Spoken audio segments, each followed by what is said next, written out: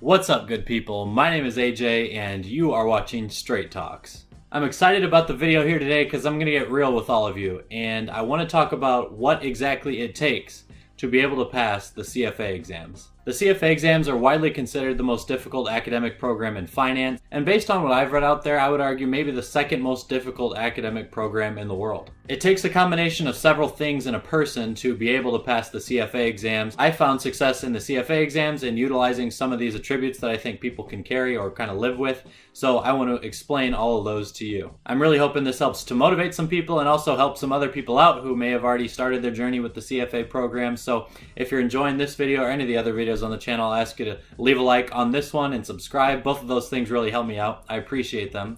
And let's get into this one.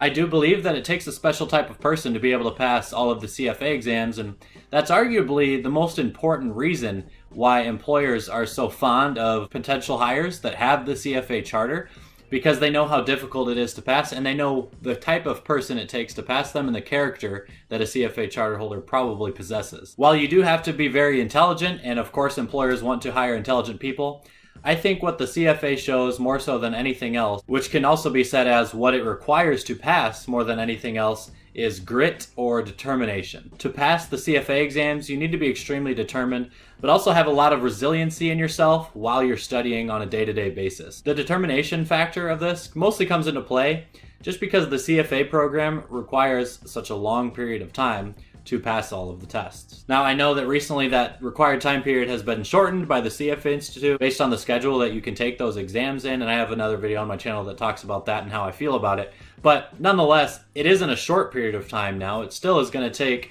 at least 18 months and more likely 3 or 4 years still. Doing anything for 3 to 4 years that yields you almost no results, at least throughout the process, other than potentially passing the first couple levels and giving yourself a feeling of achievement there, and some of the other things you learn along the way. You really have one ultimate goal with those 3 exams, and that's to pass the third one and to earn the charter. So, of course, you can't do that while you're still taking levels 1 and 2. And since you go through this 3 to 4 year process without reaching that ultimate goal throughout most of that process, being extremely determined to get to that ultimate goal is one of the only things, maybe there are a couple others, but probably the biggest thing that's going to be able to carry you through those long nights of studying and long weekends of spending time doing something you might not necessarily want to do. I also mentioned being very resilient, and I think that in some ways goes hand in hand with the determination that you need to pass these exams, but primarily because you are going to be very challenged while you're studying, and you're going to feel like you have failed from time to time. I'll talk about what I mean by failures along the way, but your ability to bounce back from those failures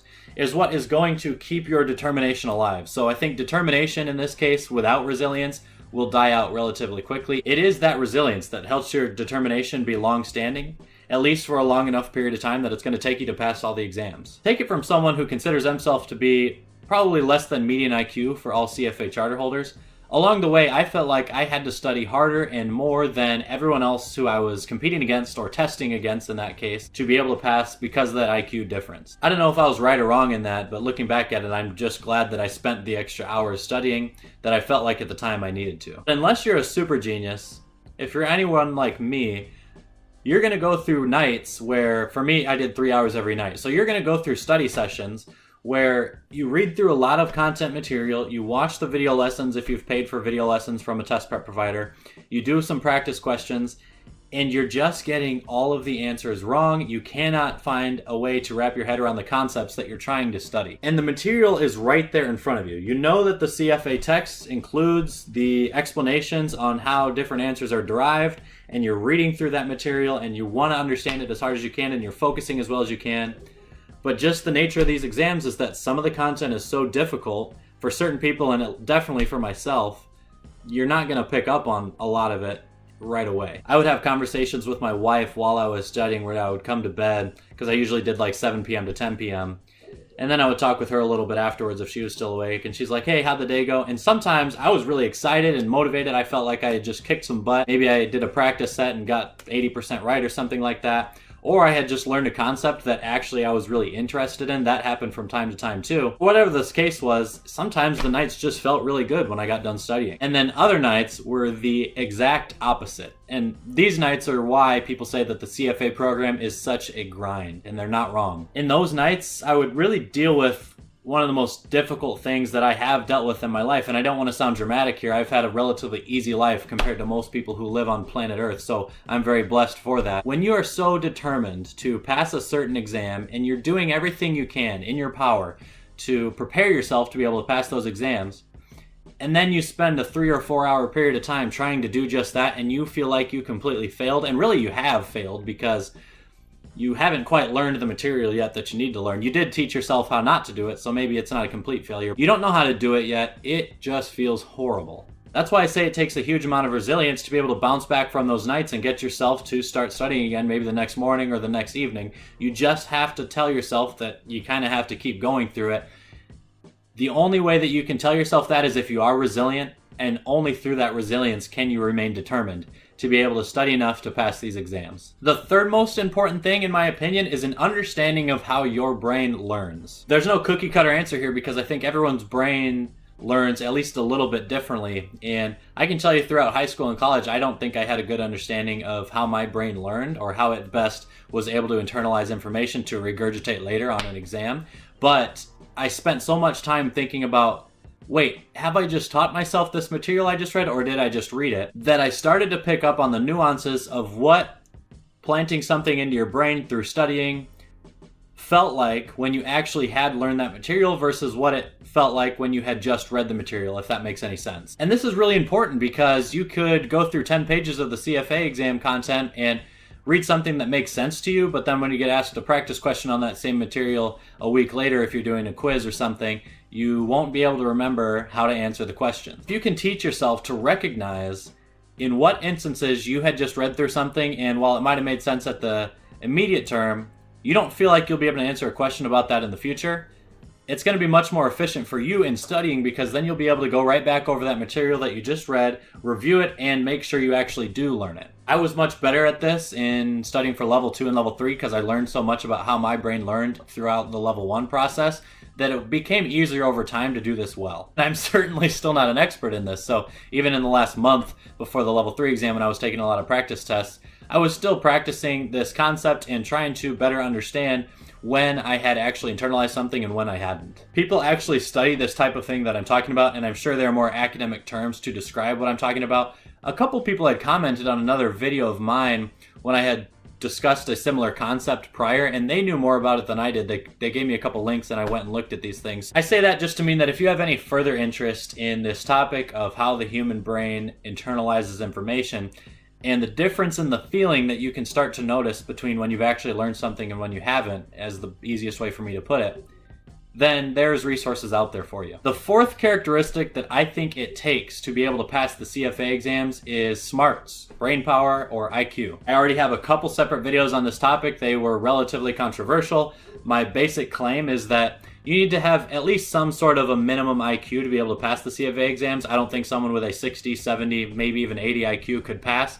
And in my opinion, in those videos, I believe I said it was something like 110, maybe 120, certainly over a 100, which is the average intelligence across people on the globe, IQ score to even be able to pass the exams no matter how much you might study. I am ranking this fourth because I think the other factors that I've talked about earlier are more important than IQ, but there are stories of people passing the exams in like a month, and if you believe those, then you have to just relate that ability of that person to pass the exams with such a small amount of time put in studying to having an extremely high IQ where they could really skim through information and just internalize way more information than I know I was ever able to while studying for the exams.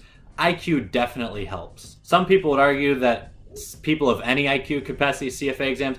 Right away, that's just not true. I mean, you could think of someone like with a 20 IQ, which, you know, their brain never developed after they were born or something. There are sad cases out there where these types of things happen to people, and of course, someone in that case who can't read or write isn't going to be past the CFA exam. So you could just walk up the IQ scale and say, okay, where does it cut off at? I would argue a little bit over a 100 IQ. And now just a personal point. I decided before I started studying for level 1, really before I had registered or ordered any study material, that I was going to put far more effort into it than I felt that most other people did, because I thought about the CFA exam program and I thought about what's the best case scenario and worst case scenario. The best case scenario is pretty clear. But worst case scenario in the CFA program is when you study for 250 hours for level 1 and fail by a little bit. And then the following year you do the same thing and you fail by a little bit. And you tell yourself, man, I really could have done that. You study a little bit more third year, maybe you pass level 1. Then you study 300 hours for level 2, fail by a little bit. Darn. Study 400 hours for level 2, fail by a little bit. You just spent 6 or 7 years in that exam and only passed one level. And this isn't just a hypothetical example. This example aligns pretty well with some people's reality. And if I was going to devote so much of my early 20s towards a program that really is just has an academic or educational and monetary value to me and took away a lot of the other things of my life that I like to do, I promised to myself that I would not go that route. So I told myself from the start that I was going to study enough hours that I would be 100% positive that I had put in all of my effort towards passing level 1. That way, if I failed, I knew that it was not because of lack of effort, it was because I did not have a high enough IQ and I wasn't cut out for the CFA exams. And so I would not feel like I have to try again in the second year. I knew that if I ever failed any of these levels, I was done. And it wasn't because I didn't put in enough effort, it was rather just because I'm not cut out for the exams. And I went into each level with that exact mentality. And so I studied 470 hours for level 1, 640 for level 2, and I think 620 for level 3. The hours aren't as important as, for me, getting to the point where I was 100% positive that I had put in 100% of the effort that I could have to try to pass these exams. And it took a lot of resilience, determination, IQ to do all these things that I'm talking about. For me, those were a big part of what it took for me to pass the CFA exams. I wanted to be sure that when I went into it, I wasn't going to spend a lot of extra time in future years because I had failed and questioned whether I'd actually done as much as I could have to pass that prior level. Thought maybe the answer could have been no in that question to myself, and then tried again in the future and continue to fail. That's just worst case scenario. So if you're anything like me, and you feel like you're going to have the time to be able to put in all those hours that I'm talking about to guarantee to yourself that you have done everything you can to be able to pass whatever exam you're taking that year, I think it's a beneficial thing to be able to do. That's just one other little tidbit for you all, but thank you for watching.